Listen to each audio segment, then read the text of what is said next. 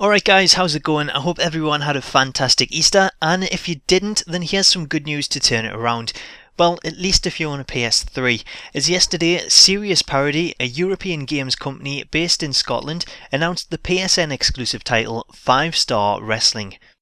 Now, first off, being that the game is a downloadable title and produced by a smaller developer with a team of just 15, it's obvious that graphically it doesn't stand up to the likes of the WWE games, but the emphasis on the game is more about the gameplay, mechanics and the stories that will be told.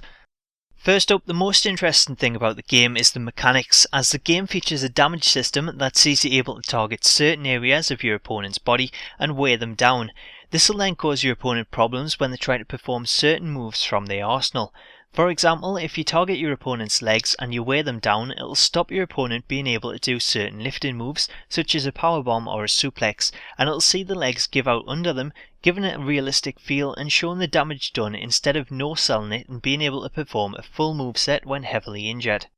As for characters, the game is set to release with 8 initial characters, all with their own unique movesets, and the possibility for more via DLC, which the game will feature a lot of, as the studio plans to release new stories in the form of DLC, some of which will be free as a means of keeping the game fresh with new content and giving gamers a reason to return to the game even after completing the initial campaign.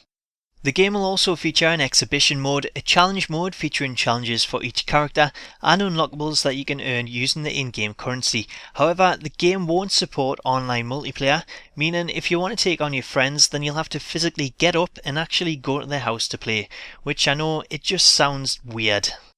So that's pretty much everything on the game so far. It's planned for release later this year, although there's no official release date as of yet, but the price point is being labelled at around £15–20, which would be around $22 to $30. In the meantime, if you're looking for a fresh new wrestling game to try out, then you can check out the studio's previous title, Wrestling Manager, which is available for download on iOS, so I'll put a link to that in the description.